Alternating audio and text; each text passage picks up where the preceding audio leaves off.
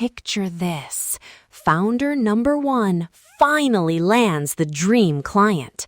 New hire, first week on the job, hops on the kickoff call, and it goes sideways. They freeze on a basic question, overpromise on a custom feature, and you can literally hear the client's confidence sliding off the call. You hang up thinking, why did I let them touch a live client so fast? Founder number 2. Same type of client, same type of rookie. But this founder runs every new hire through what we call an AI Apprenticeship Studio. Before they ever meet a real client, they've already handled 20 fake ones that feel very real. They've practiced tough questions, awkward silences, pricing pushback, all in a safe sandbox. So when they hit the real call, they're calm, confident, and actually good. That's what we're building today, your own AI Apprenticeship Studio, so new hires learn by doing, not by accidentally burning your best accounts. I'm Lyric, your AI Chief Marketing Officer here at Apex Blue. Let's make it irresistible for your team to get good fast. And I'm Nova, Chief Information Officer. When I hear that first story, all I see are missing signals. No clear ramp goals, no structured practice, no data feeding the process. Pattern detected. Your onboarding is probably relying on hope instead of systems. I'm Stryker, AI-driven CTO. My brain goes straight to, that's a solvable bottleneck.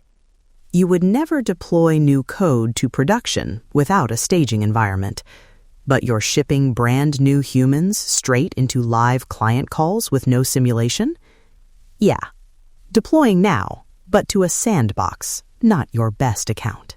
And I'm Pulse, your AI-powered COO. I care about how this feels on the floor. New hires don't want to look clueless. Managers don't want to hover on every call. Let's streamline this so practice happens daily, feedback is baked in, and your team actually graduates into client work with receipts that they're ready. Order creates momentum. Here's the roadmap for today. First, Nova's going to decode what training signals actually matter, what data to pull, what outcomes to track. Then I'll show you how to design human-first scenarios that actually feel like your clients, not cheesy scripts. After that, Stryker will architect the studio, the scrappy sandbox you can spin up fast. And Pulse will close with a simple 14-day apprenticeship rhythm you can drop into your business right away. By the end, you'll have 3 concrete moves. Pick one client type, generate 3 scenarios, and run a 7 to 14-day mock client sprint. No giant curriculum, no fancy LMS, just an AI-powered apprenticeship your team will actually use. Let's dive in. Let's start with the spine of this whole system, training signals. If you only remember one thing from my section, let it be this. Your AI is only as good as the examples and targets you feed it. So we need 2 things, useful inputs and clear ramp goals. So not, we want our new people to be better on calls, but we want them to do X, Y, Z by week 2. Spell it out. Exactly. Let's define the data first, then the goals. Data-wise, you don't need 1,000 examples to start. For a scrappy AI Apprenticeship Studio, here's a minimum viable set of inputs you can pull together in a week. First, a handful of past call transcripts or detailed notes from real client interactions. Aim for 5 to 10 that represent your most common situations: discovery calls, onboarding, check-ins, renewal conversations. If you don't record calls, export chat or email threads that show back and forths. Second, a simple FAQ, What do prospects and clients ask you over and over? Pricing, timelines, integrations, scope creep. What exactly do you do? Write these down in plain language. This becomes a goldmine for realistic prompts and objections. Third, examples of success. Think of 3 to 5 calls or emails where you thought, yes, that's how we want it done. Maybe the rep handled an objection gracefully, or protected scope without sounding rigid, or turned a complaint into an upsell. These become your North Stars. And if you're thinking, we don't have transcripts, we just wing it, that's already a signal. Step 1 of architecting the fix is start recording or documenting your best calls. Future you will thank present you. Now, quick safety check, because we're talking about real client interactions. Before you feed anything into an AI tool, run an anonymization pass. Remove names, emails, phone numbers, company identifiers, and any sensitive details. Replace them with generic labels like Client A, mid-sized e-commerce brand, instead of the actual name. If you're in a regulated space or just nervous, start with public-facing examples, website copy, public case studies, or demo calls where you've already got consent. You can get a lot of value before you ever touch sensitive transcripts. And please hear this. Your studio doesn't fail because you didn't dump every byte of data into it. It fails when you overcomplicate and never launch. Remove the friction. Start with a tiny, safe slice and iterate. Now, let's talk ramp goals. What does client ready actually mean in your world? You want ramp goals you can measure, not just vibes. Here are 3 categories I like. First call success. For example, by the end of week 2, a new hire should be able to run a 30-minute discovery call solo, following your structure, and hit certain checkpoints. Opening the call, asking at least 5 discovery questions, confirming budget, and defining next steps. You can score that. Second, quality of outputs. That might be proposal drafts, recap emails, or task handoffs. Define what good looks like. Accurate, on brand, no missing key data. You can use AI to compare their drafts against your best examples and highlight gaps. Third, escalation rate. Early on, you expect new hires to ask for help a lot. That's healthy. But over 14, 30, 60 days, you want to see the percentage of calls or tasks that require manager intervention decrease. That's your independence metric. This is so important because humans love this stuff.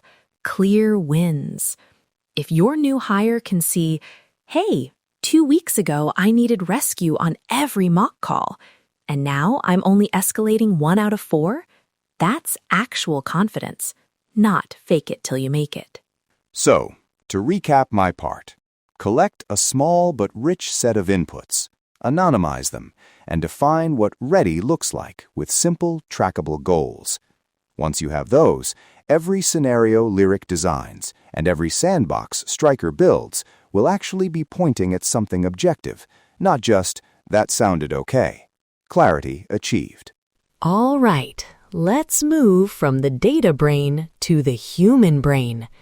Because if your simulations feel like cheesy customer service scripts from a 90s training video, your team will avoid them like the gym in February. Designing these scenarios is where we turn information into emotion. You're not just teaching facts, you're teaching how to navigate people, tone, timing, and tiny moments of courage. So let's build what I call human-first role-play briefs. Every good scenario has 4 ingredients: a client persona, a situation brief, emotional triggers, and a desired outcome. If you hit those 4, even an AI-generated role-play can feel surprisingly real. First, the client persona. Go beyond demographics. You want who they are, what they're under pressure for, and what they're secretly afraid of. For example, Sophie, marketing director at a mid-sized e-commerce brand. Her CEO wants growth, her budget is tight, and she's terrified of picking the wrong agency and looking foolish. That's viral energy for real behavior. Second, the situation brief. One paragraph that sets the stage. This is a first discovery call. Sophie has talked to 2 other vendors today. She's short on time and a little skeptical. Your goal is to understand her goals, qualify the fit, and make her feel heard, not sold to. Suddenly, your rep knows the movie they're in. Third, emotional triggers. This is where you make the AI behave like a human. Tell your AI, if the rep dodges a budget question, the client's trust drops. If the rep validates her concerns and shares a relevant success story, her openness increases. You can literally bake these rules into the prompt. Yes, this is where the tech and the psychology shake hands. You're basically saying, if input X, respond with more resistance. If input Y, become more collaborative. You're training the simulation to punish bad habits and reward good ones. Exactly. Finally, the desired outcome, not close the deal at all costs. You want process outcomes.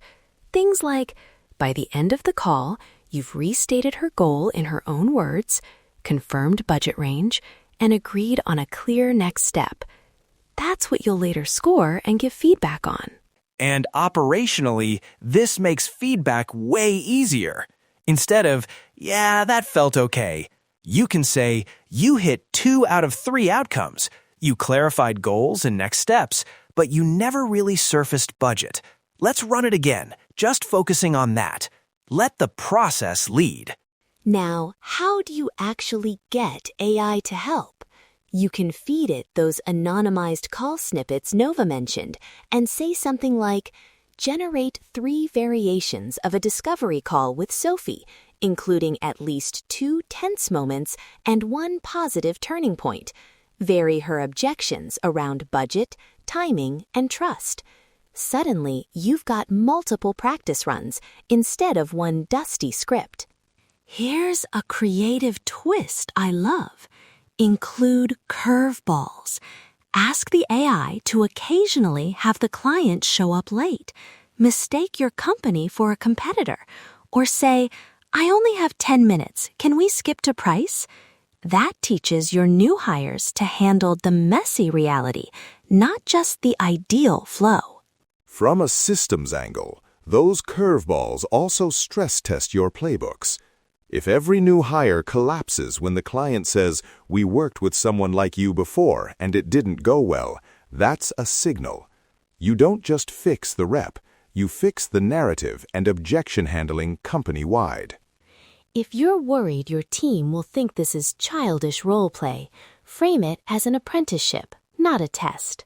We're giving you a safe studio to practice the hard stuff, so when you're with a real client, you've already seen 10 versions of this moment. Creativity unlocked.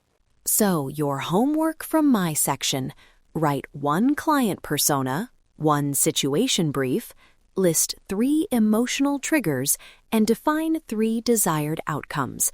That's it.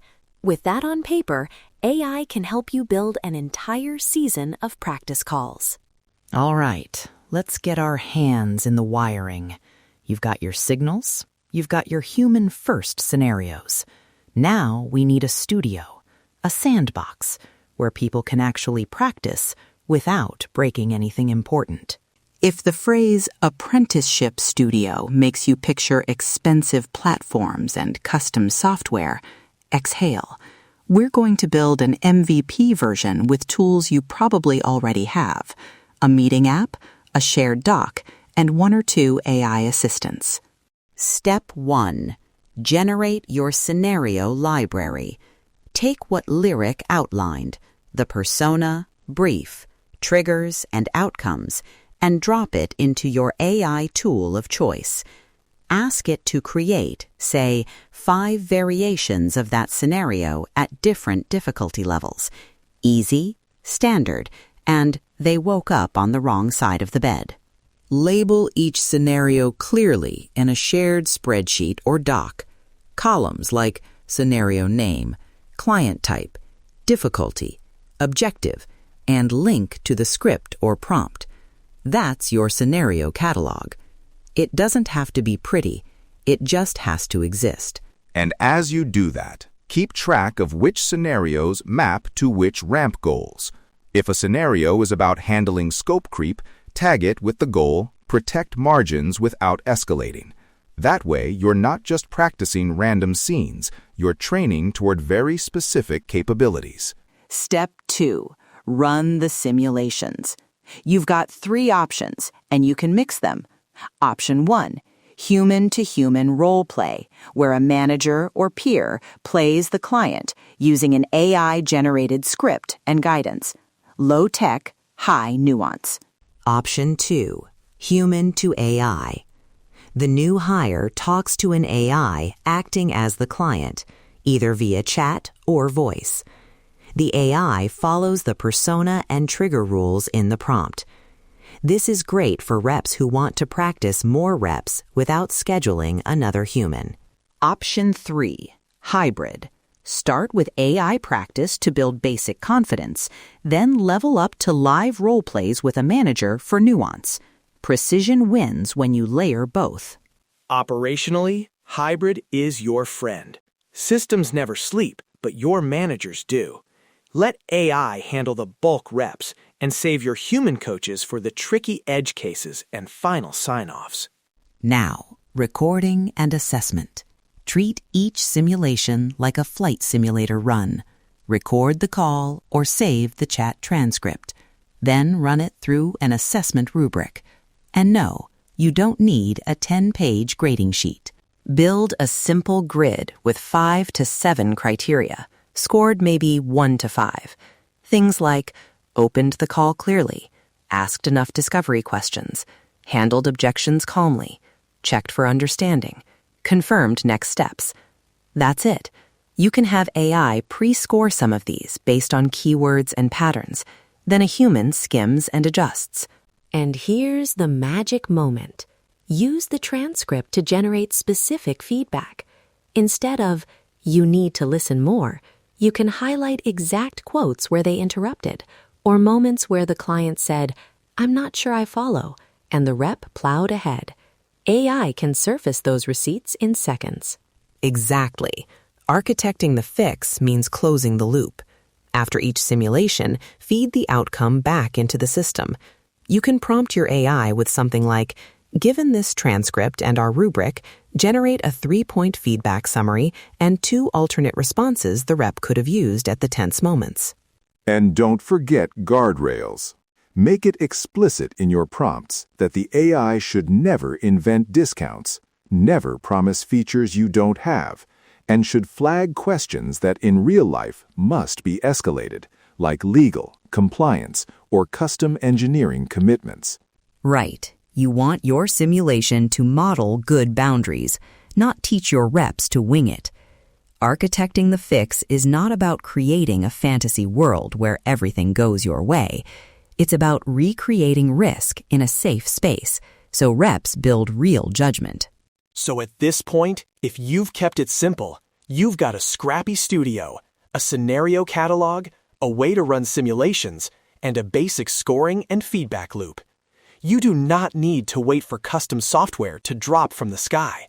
Let's streamline this into a repeatable rhythm. Let's build your 14-day apprenticeship sprint. Think of it like a mini boot camp for one role. We'll keep it light but structured so you can actually run it next week, not next quarter. Here's the high-level rhythm. Days 1 to 3, orientation and low-stakes practice. Days 4 to 10, daily simulations plus increasing complexity. Days 11 to 14, assessment, live shadowing, and graduation decisions. Days 1 to 3, your new hire gets the lay of the land. They watch or read 2 or 3 of your best real calls. Then they run one easy AI simulation per day, short, focused, like a 10-minute workout. The goal is comfort, not performance. You can even pair those early runs with a checklist. Did I introduce myself? Did I restate the client's goal? Did I confirm next steps? That helps them internalize your standard flow before they worry about nuance. Days 4 to 10, we turn up the dial. This is your daily micro-practice phase. Aim for 1 to 2 simulations per day, each tagged to a specific goal. Objection handling, discovery depth, managing time, whatever matters most for your role. Here's the key. Every simulation gets a score and a quick feedback loop. Not a 45-minute debrief, more like 5 to 10 minutes. You or an AI assistant generates the feedback, then a human manager scans it and adds 1 or 2 notes. Small, consistent touches beat one long review at the end. And don't be afraid to reuse scenarios. Run the same type twice with slight variations and watch how the rep adapts. Latency eliminated. That's their reaction time to tough moments shrinking with each rep. During this middle stretch, schedule 2 quick coach check-ins, maybe day 5 and day 9, 15 to 20 minutes each. Agenda: review their scores trend, listen to 1 short clip together, and agree on 1 focus area for the next few days. Just 1, not 10. This is where you protect morale, by the way. If someone hears you're bad at discovery, objections, time management, and confidence, they'll just shut down. But you're getting stronger at X, now let's dial in Y, feels like a journey they can win. Finally, days 11 to 14, graduation mode. Here, you mix simulations with controlled exposure to real work. For example, on day 11, they shadow a real call. Day 12, they run a call while a manager silently observes and scores with the same rubric you used in training. Day 13, you review everything together: simulation scores, trend lines, and at least 1 real client interaction. Based on your predefined criteria, remember Nova's ramp goals, you decide, ready for more autonomy or extend the apprenticeship by another week with targeted practice.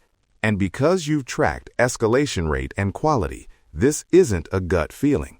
You can literally say, you started at a 3 out of 10, and now you're a 7. Escalations dropped from 80% to 40%. That's progress. Here's what we need to see to reach 9. Efficiency is inevitable when you measure like this. Let's talk metrics you can glance at weekly without turning this into a full-time job. I like 4. Number of simulations completed, average score over time, escalation rate, and time to independence. How many days until someone can handle a full client interaction within your standards? If those 4 are moving in the right direction, your studio is working. If not, don't blame the apprentice first. Check your scenarios, your feedback quality, and your goals. Let the process lead the diagnosis. All right, let's land this with something you can literally do this week. Because if you're still listening, you're probably thinking, okay, this all sounds great, but where do I start without getting lost? Here are your 3 immediate actions. First, pick 1 client type, not your whole universe, just 1.